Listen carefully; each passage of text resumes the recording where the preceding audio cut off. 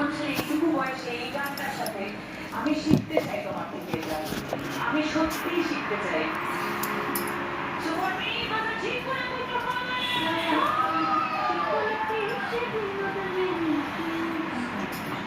অদিতি খুব খুব খুব মিষ্টি আর তোমার পারফরমেন্সটা ঠিক তোমার মতো মিষ্টি।